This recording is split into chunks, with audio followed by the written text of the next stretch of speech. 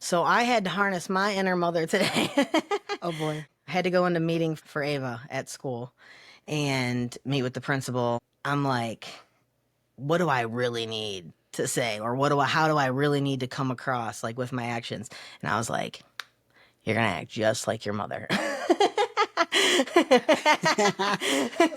boy. And then the story of me and Jessica at YMCA. I thought of one that day. story that I was going to tell that actually. Tell it. What is it? So I will never forget. So me and my girlfriend go to the gym and I didn't have a membership. She did. So she goes, just use my little sister's ID, like, say it's you or whatever. We tried to get in.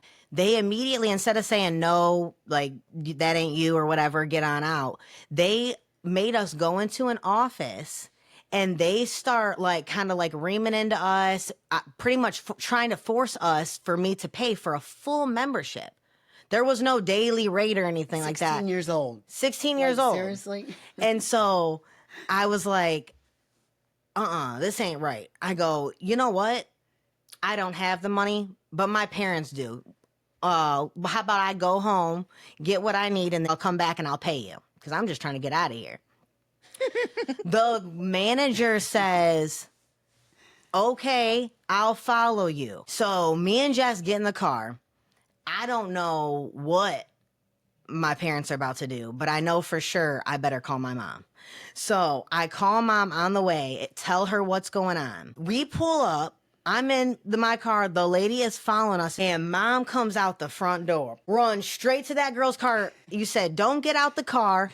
I don't know what you think you're playing, but following a kid home to her house is not appropriate. And she reamed that girl. That girl went, skirted off. And I was like, all right, that's exactly why I call my mom.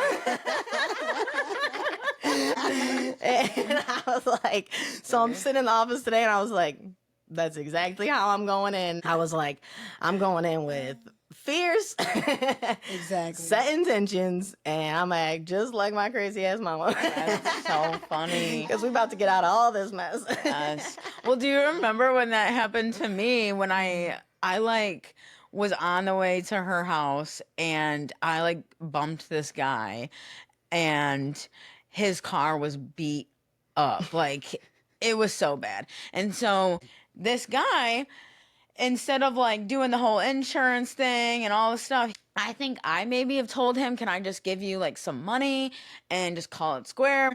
And so he's like, yeah. And so I was like, all right, follow me. I think maybe to my bank or something. Well, I was on my way to mom's. So mom's like, no, come to my house. I'll give this guy some money. So we pull up to mom's. Mom comes out with like $50 and she's like, yeah, we didn't do any of this. Your car is beat up and here's $50. Go on. And the guy just took the money and left. Hi, Mom. Thank you for inspiring us to always continue to find yourself, grow, be the woman that you've always wanted to be, and never stop living your best fucking life. This video is for you. We are so blessed to have you as a mom. I hope you love it. We love you, Mom. You're Happy the best. Mother's Day. Happy Mother's Day. Welcome to the Return Home podcast, a special Mother's Day tribute to the love and strength of moms everywhere. We get to sit here today and honor all the mothers, grandmothers, mothers to be, and women who want to be mothers, who already are a mother because you've lost a child, and we're going to talk about that today. I'm excited to get into sharing that story. The world wouldn't be here without us. It's women who have produced this world because of us that the world has thrived. As for me, being a mother has been, I think, one of the greatest things in my life. I didn't even want to have children. When I was younger, I thought I didn't even want to have kids out of fear that I couldn't take care of you or I wouldn't be able to provide for you. And that was so important. Growing up, I just was raised with a single mother raising 6 children who did what she could do. And I have a lot of good things about my mother. She raised us in a religious home And I remember hearing her pray. That was one thing that stood out to me with my mom is I remember her praying. And that was important. And I'm grateful for that she took that time. And even though we didn't have the best relationship, there were still a lot of things I took from her.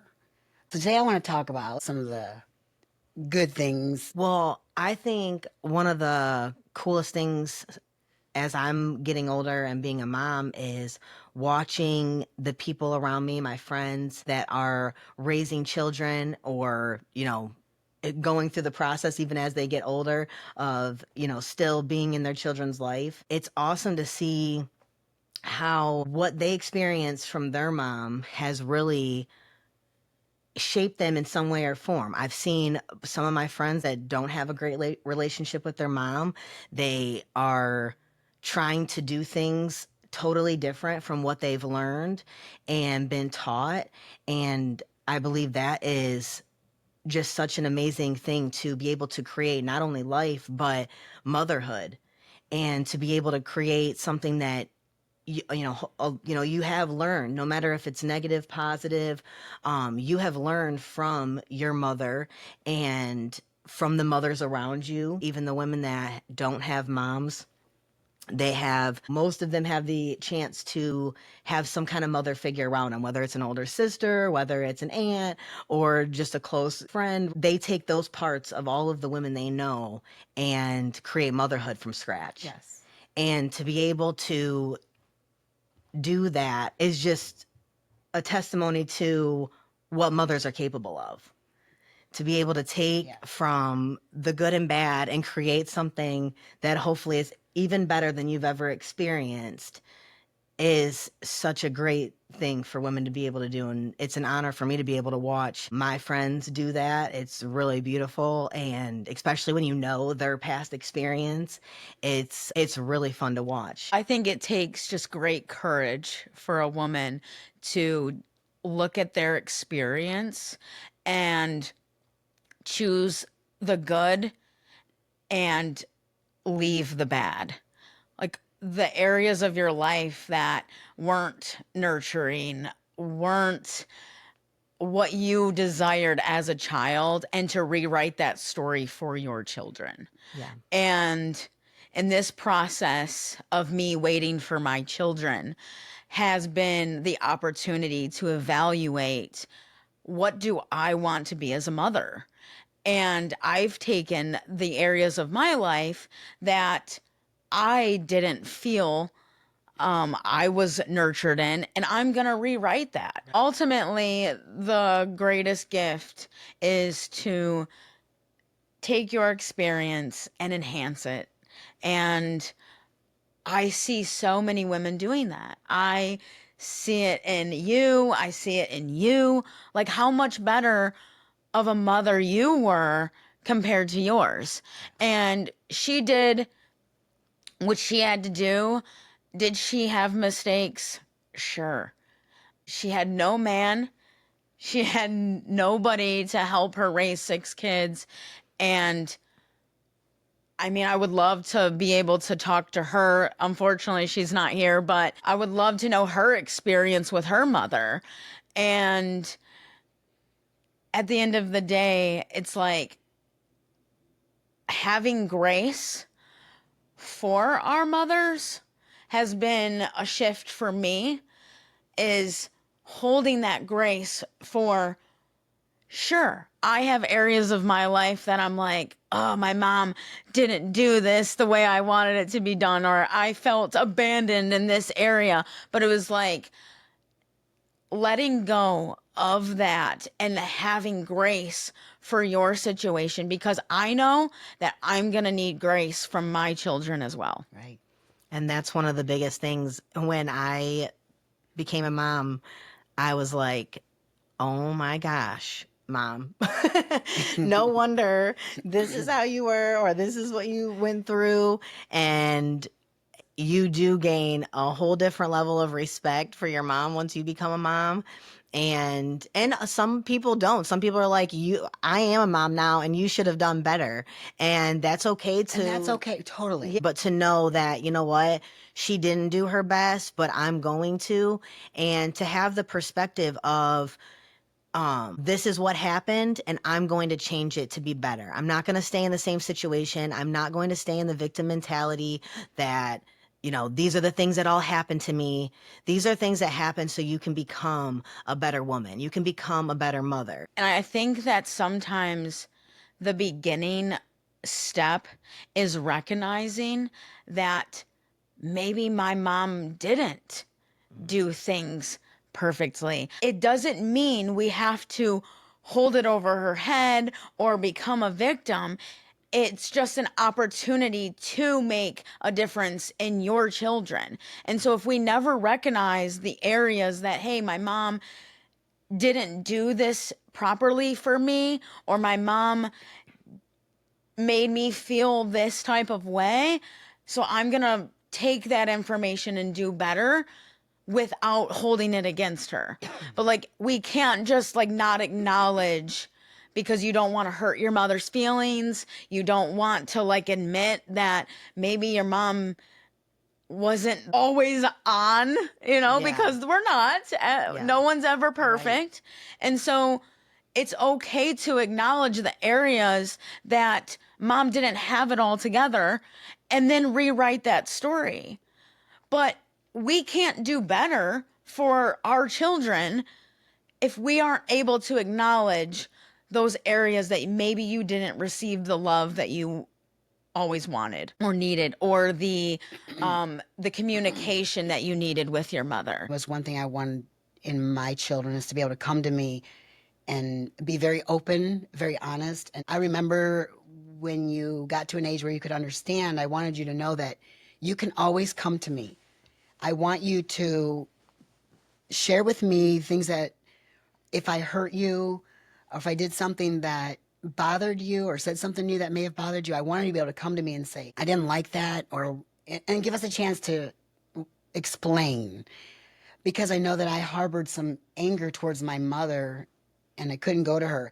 And unfortunately, she died when I was 28. I really wish she was here now where I can talk to her and ask some questions that I know now that are unanswered.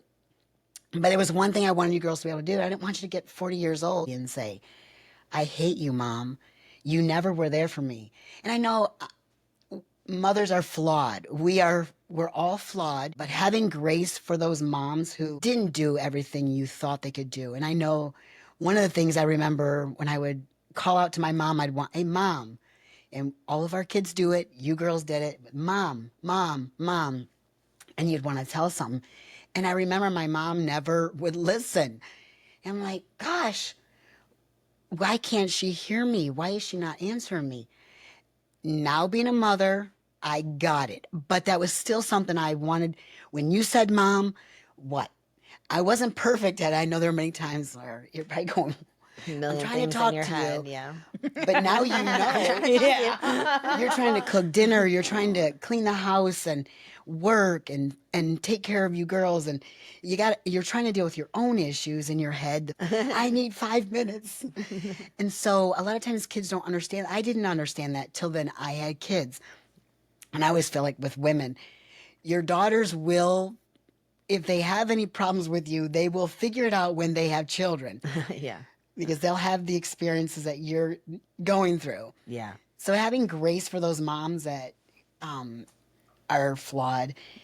With my mom, I knew the day that I went to her and forgave her for not being there for me when I came to her and told her about Grandpa molesting me. And she did the exact same thing to me she did when I was 7 years old when I told her. But immediately what I felt was love for her. This deep compassion. I realized that what had happened to me had happened to her. And I'll never know. I know all the signs. I know what things she had said that triggered me. So I know those things had happened to her. And she just couldn't handle it. She couldn't talk about it. She didn't want to deal with it. So immediately when I said it's okay, I felt this weight fall off of me and this deep love, because I remember every day feeling this hatred for her. I hated her, but I loved her because she's my mom. But at that moment I said, it's okay, Mom, I forgive you. She couldn't look me in the eyeball. She walked away still. But that love, and from that day forward, and she died 2 years later, I am so grateful for that opportunity to be able to go to my mother and now have that clean slate. So I have a lot of mercy on her now. Yeah, my question is, how have you been able to rewrite the story or have forgiveness or hold compassion for her with her not being here? How have you moved on personally? I think number one, forgiveness was huge. The moment I said I forgive you changed everything. But then I had to rewrite my story, and I had to actually come to grips with what had happened to me. And mainly I was mad at my mom. Wasn't mad at my grandpa, I was mad at her. So forgiving her, but rewriting my story and finding my voice, because it was shut down.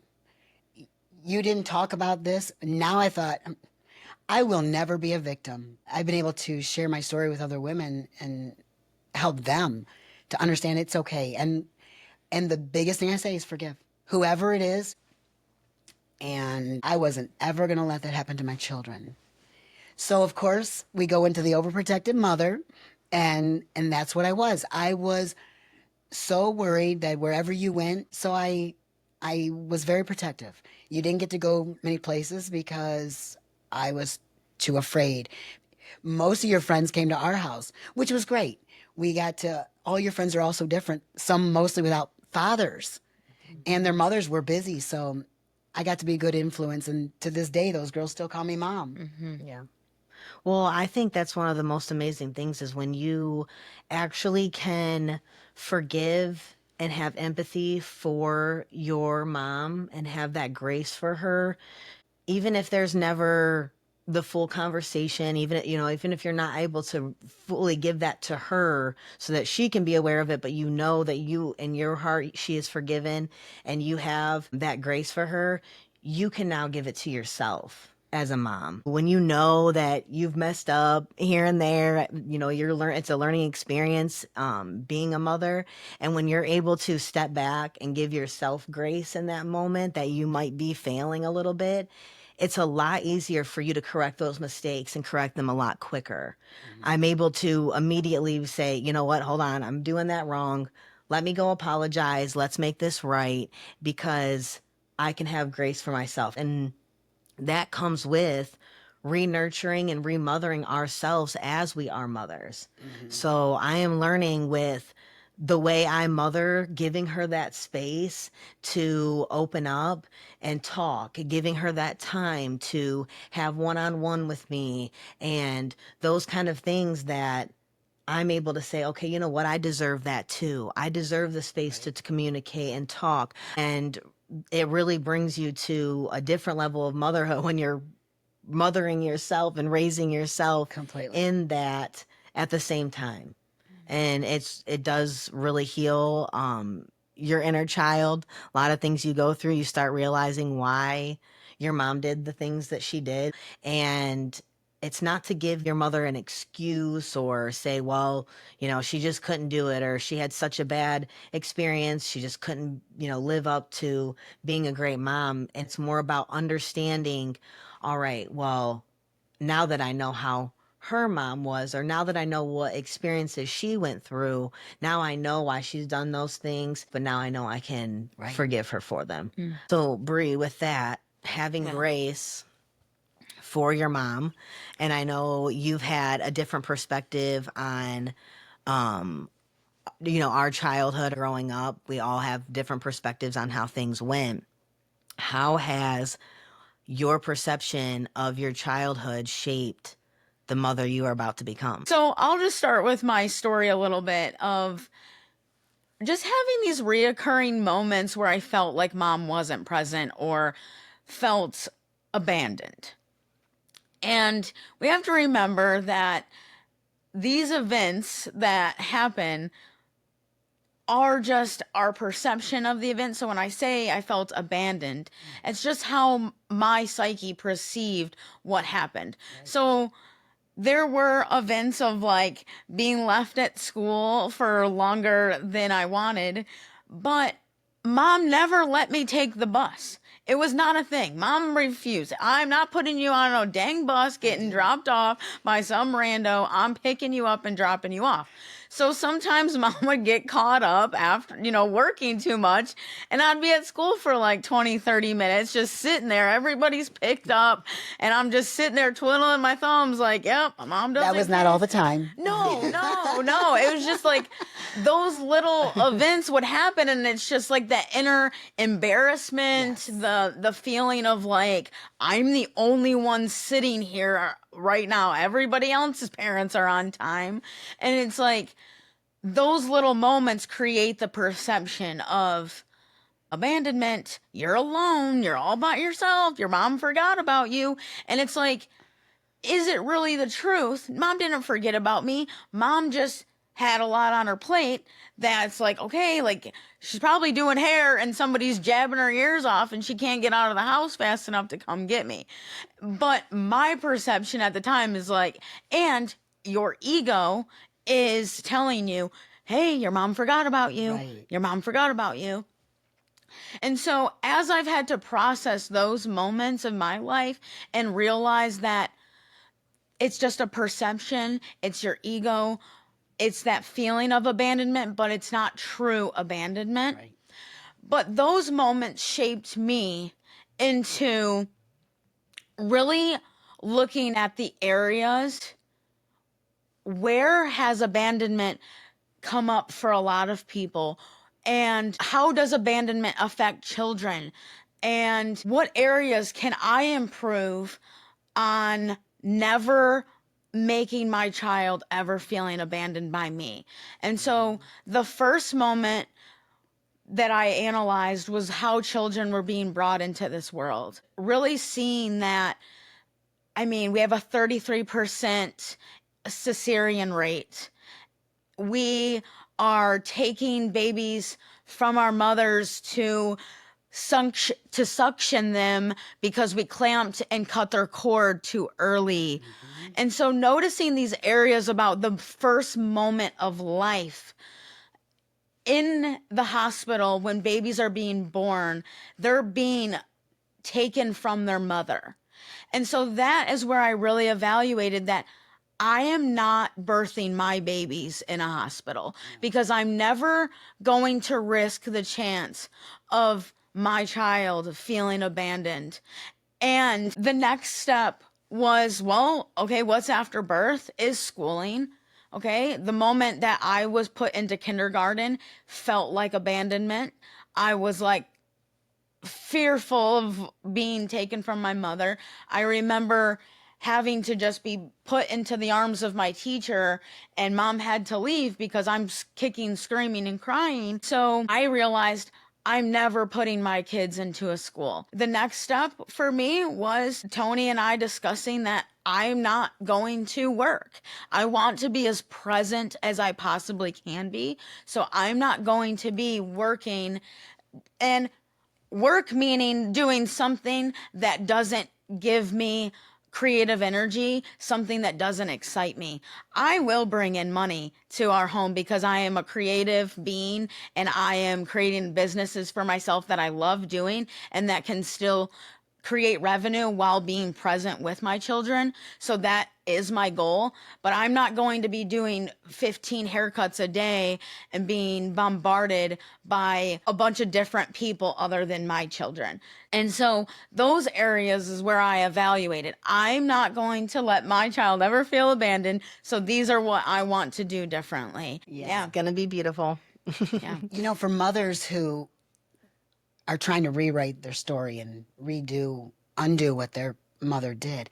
You talk about the abandonment issues, and that was huge for me because I was abandoned.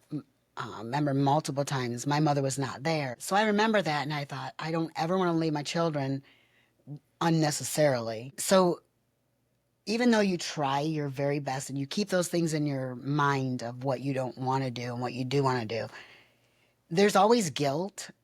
And so I know there were moments where you felt abandoned. And that's hard because that was one thing I did not want to do. You girls were my life.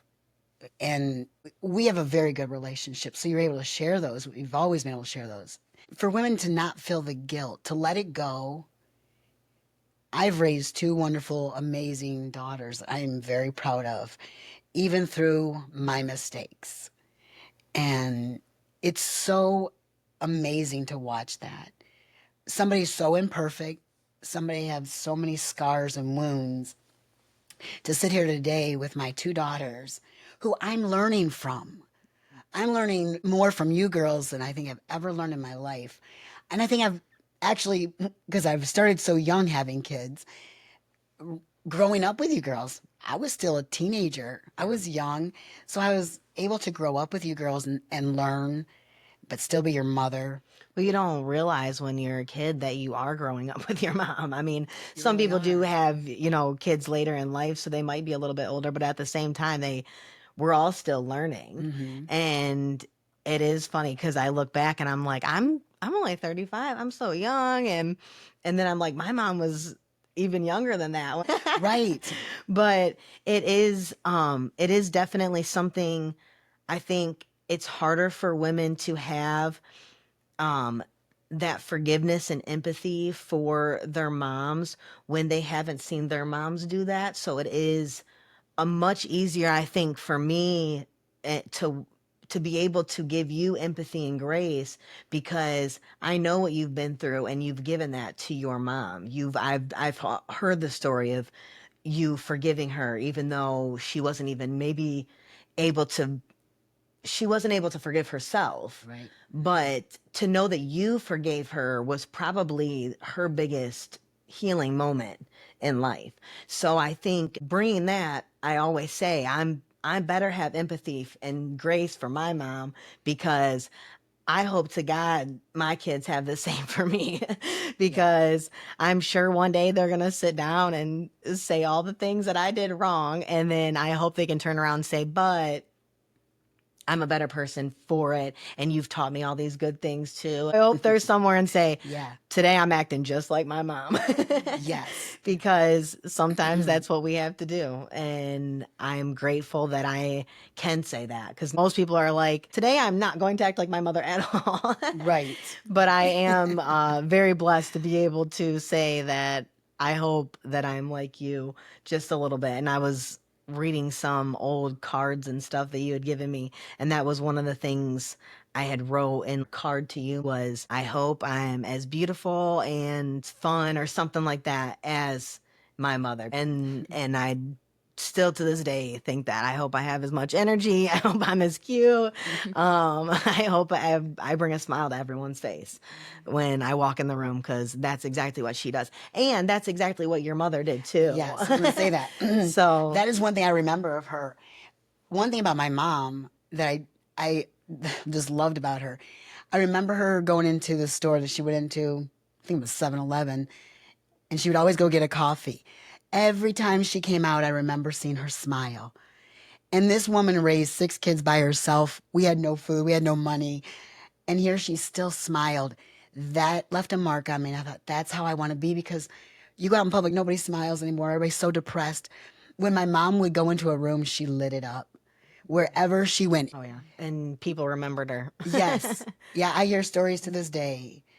And one thing I want to go back to is that, like, the good and the bad, taking both of those experiences, like, for you and I, you felt abandonment from your mother, and me going through my experiences and me still carrying that perception of abandonment was the opportunity for to truly heal this in our lineage. That is an opportunity, like I said, for the good and the bad. Like remembering that grandma smiled even through the bad. You do the same thing. And that's something for us to maintain for our lineage is that even in the bad, we still will smile.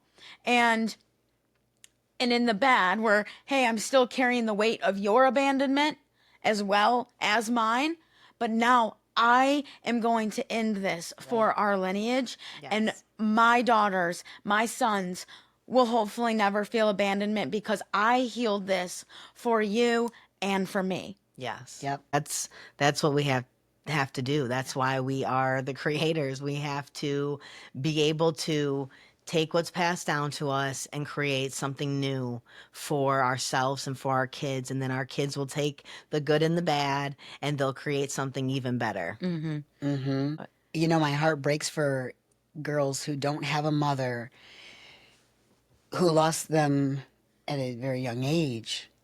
I mean, I was only 28. Yeah. I didn't realize that's young. My mom was only 54. There are so many questions of just to being a mom that I wish she was around to go and talk to. I can't imagine losing your mom even younger, and the impact that a mom has on a girl's life. A mom is very important. So to those girls that don't have one, and like you said, your friends that came over, a lot of them didn't have two parents, and the mom that they had was busy working. So your girls would always hang out at our house, and it was so much fun. So that's where I found in my life. I lost my mom at a young age, but even before she passed, it was like God always put some woman in my life, a mother who would always help guide me and be that mother figure. And I could share a story with her, say, hey, listen, I'm going through this with my daughter. I don't know really what to do. So there's always those replacements. And that's what I learned, to find those avenues and be around those women that would speak into my life as a mother. We all need it. I don't care what age. Yeah. And even if your mother is present, still finding that avenue in somebody else, it doesn't always feel like a replacement. It doesn't always feel like you can fully accept that love because it's not from your mother. But at least, hopefully, there can be some level of nurturing that is there. And this is also a call for women to rise up and be that. That's Yeah. right. Is to Yes. recognize that this individual does not have a good mother or a present mother, or her mother is passed, and I can rise up and become that. Becoming a virtuous woman that is honoring that nurturing role, and that harnessing the archetype of that mother for another individual, not to replace, but to say, I am here for you. You call me. Yep. Yeah. And honor that within yourself, and own up to it. Yeah. And really recognize the place that you can have in an individual's life when you harness the mother that is within you. Yes. And it's very important to do. I, as a stepmom, have had to do that from pretty much 19 when she walked into my life.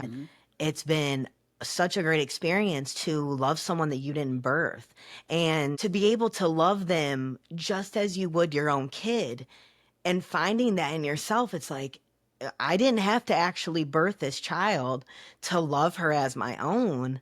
And she's taught me so much too, and created how I'm gonna be a stepmom. How am I going to be a mom? I was around her for 4 or 5 years before I had Sophia. So to actually figure out how am I going to navigate this new role that I'm playing, and not try to be a replacement, always making sure that her mother was included, and really putting forth that her mother was that person in her life. But hey, I am here. I'm always here when you need me. I'm going to show up in the office and cuss the principal out when I have to. Whatever you need me to do, I am always here. And so finding that mother energy when you didn't birth somebody shows that we can become mothers whenever we need to be, because it's in us. And all you have to do is create it. And you get to create it exactly how you want it to be. You get to choose how you're going to be, how you're going to act, what you're going to do, how you're going to love. And that's just another form of actually learning how to love someone and how to love yourself. Because through that whole process, I have learned how to love myself in the midst of that, because I'm learning to have grace for this child, have, patience, have the time and the energy for this little being that I'm trying to grow up into another beautiful woman, and making that conscious effort and knowing that this is you loving yourself as well is a very beautiful role to be able to play. Yeah. I will say though, having a stepmother that does things differently than your own mother, some things that maybe you wish your mother had, but I can't accept that from my stepmother because I want it with my mother. And so I can't fully embrace that or accept that love, because I don't want to ever replace that because I wanted it from my mom, because it does feel like a replacement. Blended families are so tough, no matter what. There's always going to be a dynamic between, how everything's perceived from everyone that you're dealing with. And sometimes as a stepkid, you can feel like you're in the middle of some things, and that is hard to navigate. The biggest thing that I could tell someone, and if I could even, tell my stepdaughter, is be patient and be accepting, because it does take a village. And whether anyone wants to admit that or not, we tend to get very Territorial. I was gonna say, we're territorial. We're moms. We are protecting our kids, and sometimes it's okay as moms to open up and say, let that woman love her, because we need love from everyone. When I had a better relationship with Ava's mother, I love that Soph called her stepmom, and that was just so funny to us. And I was like, yes, love her, please love her back. That's important. It's important. Just like you as an aunt, love my child, let her love you back. Be that motherly figure, and it's gonna be, because it's going to be different. My daughters are able to come to you as their aunt and say, I know that she might tell my mom, and I know that she's going to give me some motherly advice, but I know that she's going to perceive this a little bit differently than my mom would. Let me bounce this off of her. But we do need different figures, because who I am and who you are so different that we do need to go sometimes to a different person. You pick up stuff from so many people. It's like you don't have to be stuck watching one woman your whole life. Grab everything you can from the women around you. And again, create motherhood from scratch. Create it yourself. Be the mother that you want to be, and learn as you go. And that's what's important. Take from the people around you, and just really accepting the people that are in your life, because they're there for a reason. God gives us people in our life, and stepmothers, stepfathers. They just come in and fill the little void sometimes that your mom couldn't do. And sometimes it's hard for me to accept that my daughters have a stepmom that's involved, which is great. You should be very grateful that you have a stepmom that's a good woman and speaks good into your life. There's so many kids who have terrible step parents. To be extremely grateful. Yeah. Both sides. You have John and Stephanie. So I think I'd like to touch on Brianna with losing Levi. It's been how long now?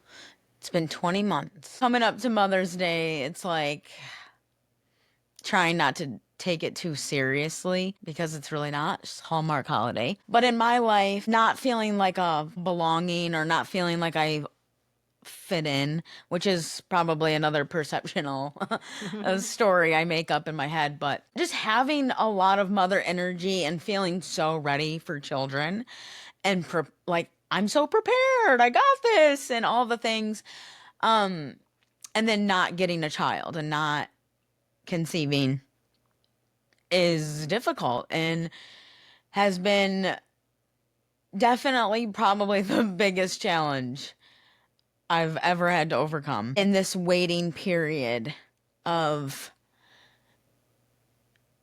yeah, I've been pregnant before and I've had a child, but it's been 20 months and still always wondering, like, is it going to happen again? But still also remaining so hopeful that my desire to be a mother is there because I already am a mother in the future. And so remaining very hopeful that it will happen for me. But navigating the emotions that come up, especially every time you get your menstrual cycle. I feel like for the first time in the last 20 months, I'm no longer afraid of getting my period or feeling so much emotion around my period. So that's definitely helpful. But every time I got my cycle, it just felt like loss again for so long. And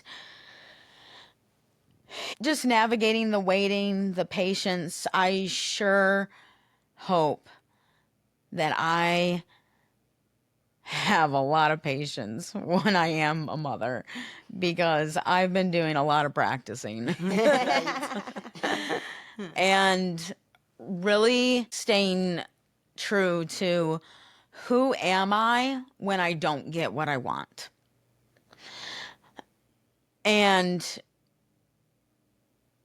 to answer that, I'm very childlike and it has always felt like a big tantrum.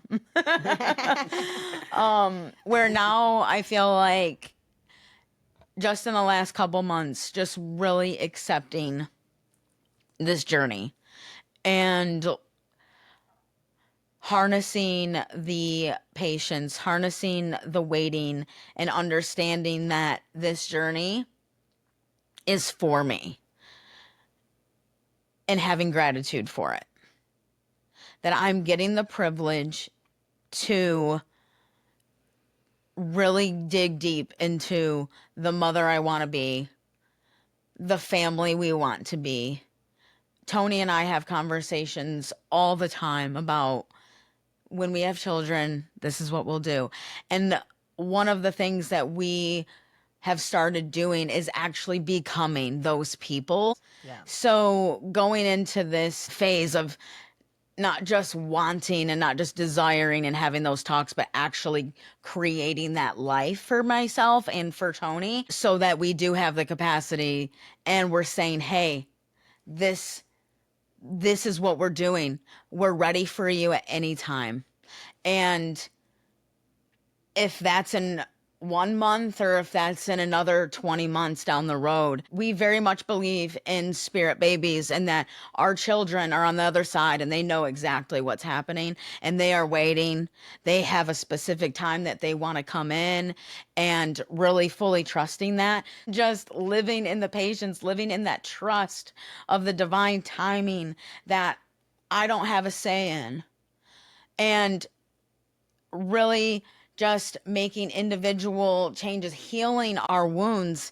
I mean, this was a big one for me, really harnessing my pains that I have been carrying is a huge step in the fertility journey. In that process, I'm getting that time to actually do those things so that I can step into motherhood with a lot of my shit cleaned up. Yeah.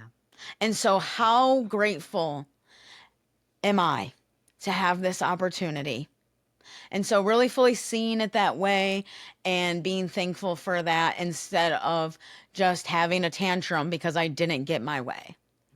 And that tantrum is also an opportunity for me to love that inner child that didn't maybe get her way.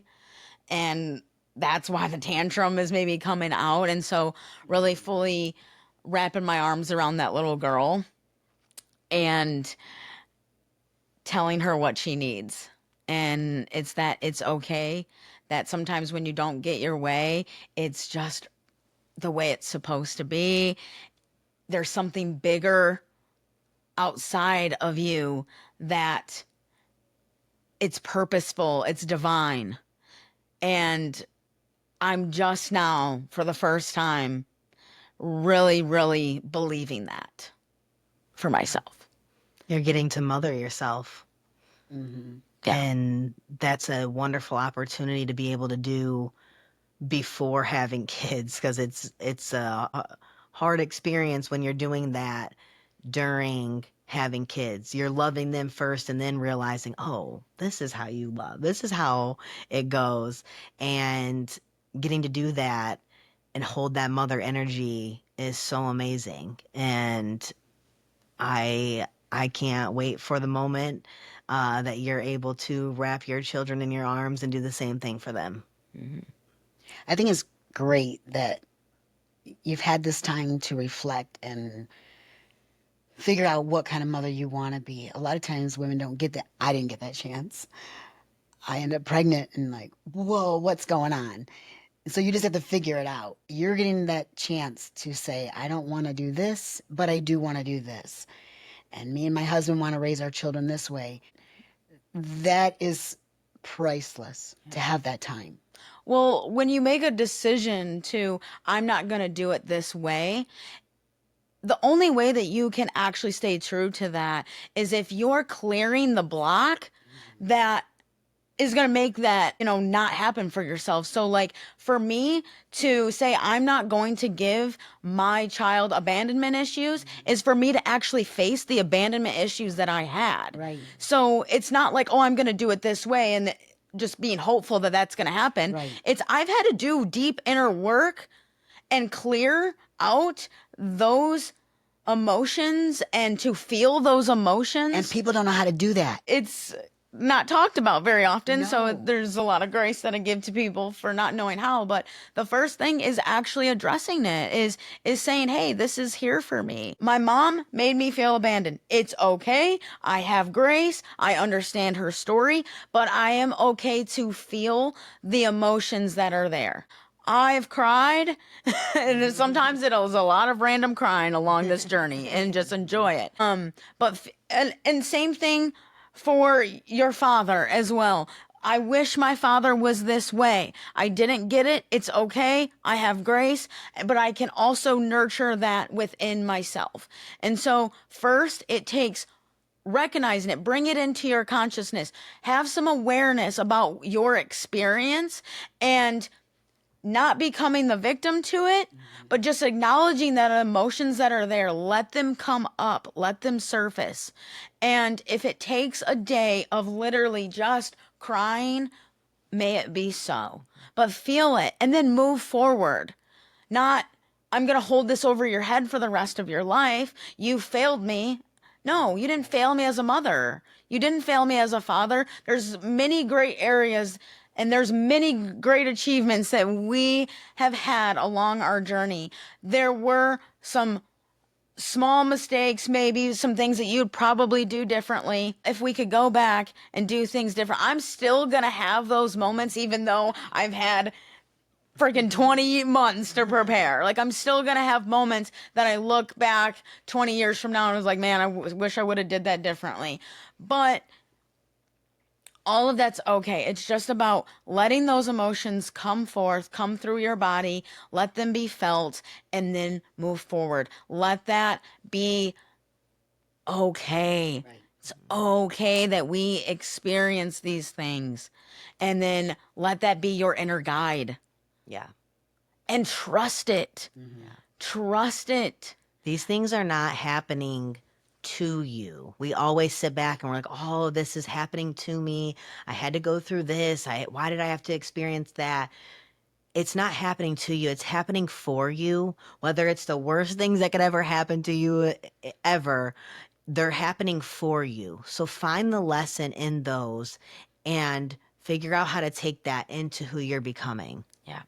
I always said the things that happened to me throughout my life were to make me stronger. I wasn't going to sit here and become a victim to it. It was like God knew I was strong enough to handle it. And I feel I was. I found my voice and use it as a tool to help you help others. Yeah. It's like, what is one of your greatest memories of our time or something I've done, and you can share a few of them. Of course, There's a Mom. lot of great memories. So my greatest memory is Mom and Dad were going through a pretty rough patch in their marriage. Dad was not home, and Mom was basically having to go hunt him down. So while she's doing that, me and my girlfriend are in the car and we're collecting signs, like political signs from people's yard, to go sign one of our friends' yards. So we're collecting all of these signs, and Mom secretly is on the hunt for Dad. And me and my girl are just out there signing people's yards and wrecking shit. Oh my God. I should have just been out with you girls signing yards. Oh, you were. You were, yeah. You just, you had some business to take care of. So. Well, it's so funny that you say that because I remember being young and you were I wouldn't say babysitting because these kids were teenagers, but we were staying at their house to like watch and their parents were gone. And Mom comes out. I think she was the youth pastor at the time. And she's like, hey kids, you want to go pretty much TP people's yards, TP some of the other kids' yards from the youth group. I'm young and I'm like Yes. thinking I'm so cool because I'm hanging out with these teenagers. And we all jump in this minivan and we go to these we stopped at probably 2 or 3 different houses. But along the way, I remember pulling up and there was a nasty old red carpet rug someone had left out in the garbage. And Mom pulls up to the curb. Get out and grab that rug. We're going to put that on someone's lawn, roll the red carpet out. And we put this nasty thing in the back of the van, pull up. We TP someone's house, roll the carpet out. I don't know what else we put. Remember the big old orange barrel, construction barrel? I stole that. Didn't know we could have went to jail. It was with me and my girlfriend, Brittany. We grabbed one. Those were good times. And you girls were always involved. Let's go, girls. Yep. Another good memory is it would be like a Thursday night and I'd be like, okay, tomorrow's Friday. I want to like look super fresh at school. I want to look good. And it would be like 7 o'clock at night. 7:30 and I'd be like, Mom, can you like put some highlights in my hair? This girl, she just worked, had probably 15 haircuts to do that whole day, just worked her butt off. And I'm like, can you like put some foils in my hair? And she never said no. She always would do our hair. Yeah. Oh, I'd be fully dark and asking, can you get me this? And it's just full platinum blonde. And she's like, not tonight, but we'll start. Tomorrow you're going to school, you're orange. There's a process. I'm like, oh. Well, one of my greatest memories that I'll never forget is how much you were there for me after I lost Levi. Yeah. And being that perfect midwife. I birthed my baby in the bathroom and there was blood everywhere. And I had called my mom and sister and I said, hey guys, we lost the baby. I need towels, I need diapers, and I need a blanket. And both of you guys showed up within an hour and you kind of handled that like medically stuff for me, that putting the baby on ice. And Mom, if there's anything that Mom is, she can clean a house. And it was just that moment of like, this is what you guys were here for. You didn't have to be at the birth. We had been planning like who's going to be at your birth. Yeah. And we didn't know that I was going to lose the baby at 14 weeks. And when I called you guys were there in an hour. And I just know that you guys were the perfect midwives, exactly what I needed. And it was funny too because I remember getting off the phone with you and I call Mom and I'm like, you're going to the store, right? Yeah. So I tell her exactly what to get, all the stuff. And she comes there and it's the stuff, but it's like not what I have picked out. And then I'm like, Mom. And she goes, Ashley, I am a mess. I didn't know what to get. And I'm like, oh yeah, like again, Grace in that situation because I'm over here like trying to disassociate from my feelings. And yeah, it was perfect. It was exactly what we needed. And you guys got to come and see him and be able to mourn as well. Yeah. Yeah. and be able to grieve that experience because you lost somebody too that day. And I couldn't have wanted that day to be any different. If I knew that I was going to lose my baby at 14 weeks, that's exactly how I'd want it to go. Yeah. Yeah. You handled that thing so amazing. To watch your daughter. That's one thing about being a mom when your girls get older, especially having girls. I'm so grateful I had girls. I don't know why. I'm so grateful. But to watch you girls grow up now and become the women you are and see you go through some things and to see you even go through things that I went through and to see how you're handling it is phenomenal. I sit back in awe of you. But that moment will touch me forever. Showing up there, and there's Levi, and there's you. And you just want to pick you up. I just want to pick you up and hold you. It was like, I can't even imagine what you are going through. I know as a mom watching my daughter go through this, that has changed me. And that probably was the reason we know Levi was here for that just short moment. And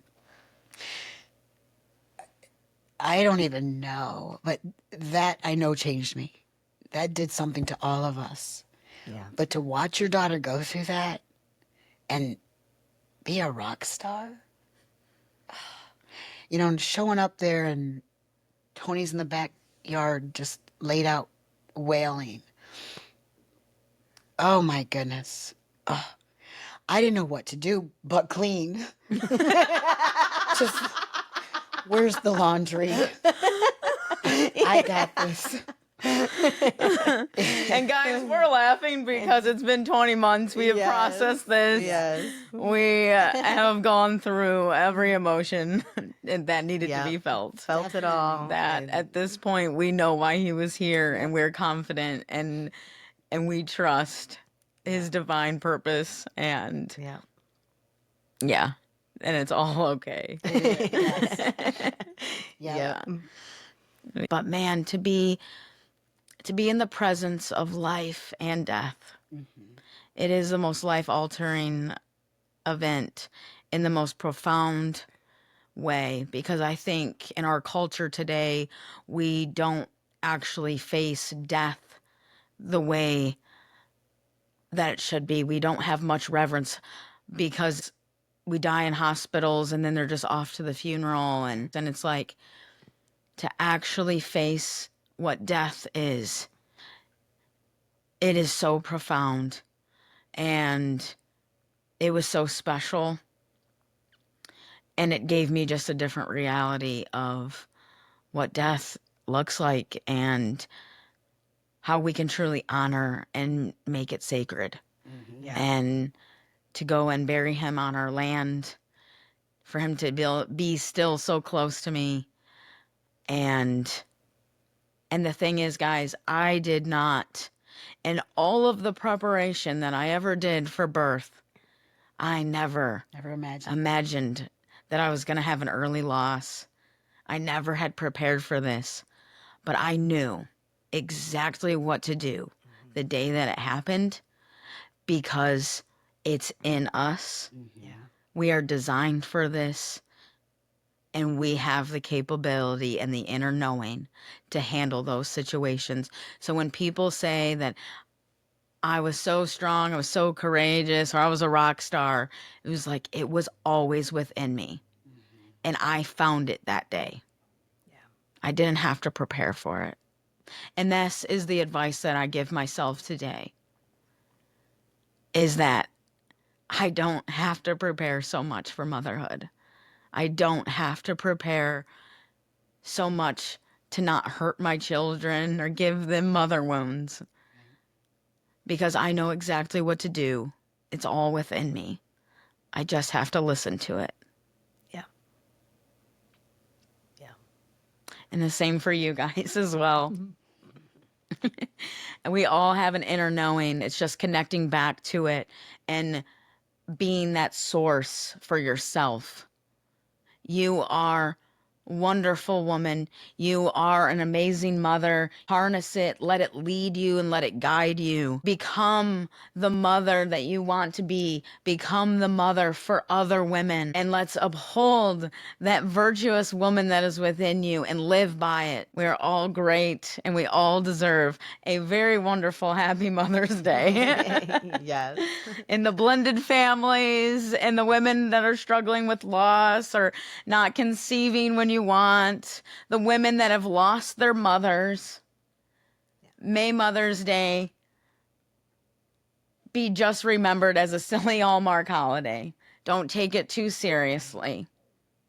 But take being a woman and being a mother very seriously because it is.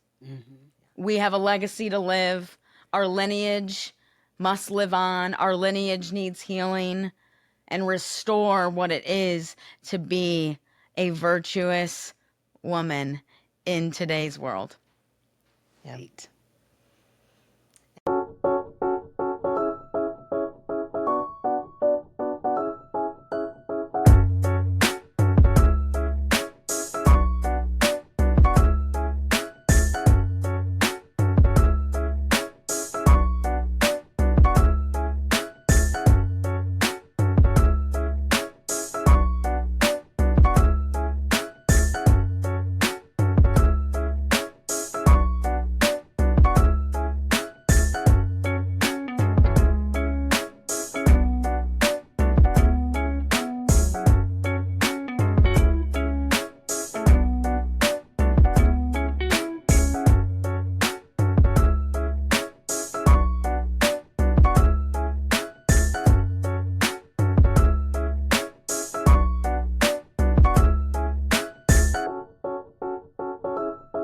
That went great.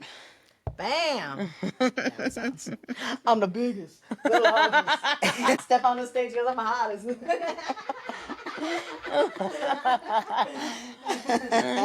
Sweating, dude. I know.